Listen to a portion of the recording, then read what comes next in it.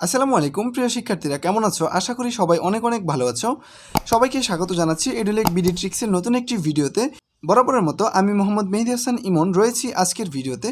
কথা বলবো 2022 সালের এসএসসি বাংলা দ্বিতীয় পত্র এমসিকিউ পরীক্ষা স্থগিত হওয়া প্রসঙ্গ নিয়ে। যশোর বোর্ডে বাংলা দ্বিতীয় পত্রের এমসিকিউ পরীক্ষা স্থগিত।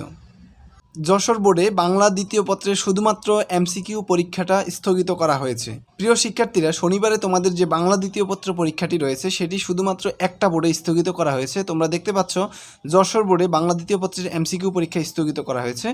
তো বিজ্ঞপ্তিতে বলা হয়েছে যে শনিবারের যে বাংলা দ্বিতীয় পত্র পরীক্ষাটি রয়েছে সেটা শুধুমাত্র সিকিউ পরীক্ষাটি আগের নিয়ম অনুযায়ী 11টা থেকে দুপুর 12টা 40 পর্যন্ত অনুষ্ঠিত হবে। শুধুমাত্র সিকিউ পরীক্ষাটা অনুষ্ঠিত হবে।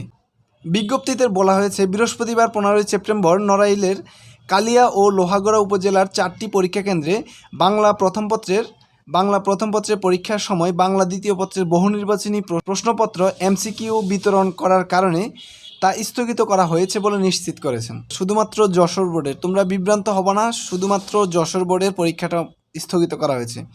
এরপর বলা হয়েছে তবে রুটিন অনুযায়ী শনিবার বাংলা দ্বিতীয় পত্র বেলা 11টা থেকে দুপুর 12টা 40 পর্যন্ত অনুষ্ঠিত হবে। তোমরা যশোর বোর্ডের মধ্যে কোন কোন জেলাগুলোতে হবে না পরীক্ষাগুলো তোমরা একটু মনোযোগ দিয়ে শুনবা, যে একটু ভালো করে শুনে রাখো। যশোর বোর্ডের মধ্যে যশোর, খুলনা জেলা, সাতক্ষীরা জেলা, বাগেরহাট, কুষ্টিয়া, চুয়াডাঙ্গা, মেহেরপুর, নড়াইল, ঝিনাইদহ, মাগুরার ক্ষেত্রে শুধু এই নোটিশটি প্রযোজ্য।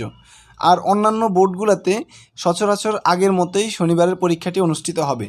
বিষয় যেটি ঘটছে সেটি হচ্ছে, মানে আমার কথা হচ্ছে যে আপনারা নোটিশটি দিয়েছেন, আপনারা সাথে সাথে দিতেন, কিন্তু একটা দিন যাওয়ার পরে পোলাপান কষ্ট করে বাংলা দ্বিতীয় পত্রের জন্য এমসিকিউগুলো অনেক কষ্ট করে পড়ছে।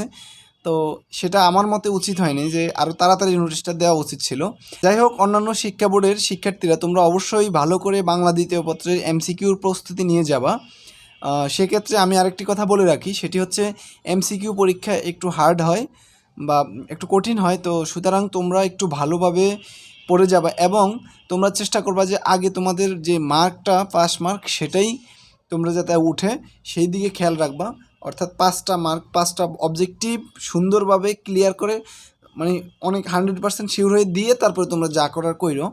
তো আজকের ভিডিওটি এই পর্যন্তই। সকলে ভালো থেকো। আসসালামু আলাইকুম, আল্লাহ হাফিজ।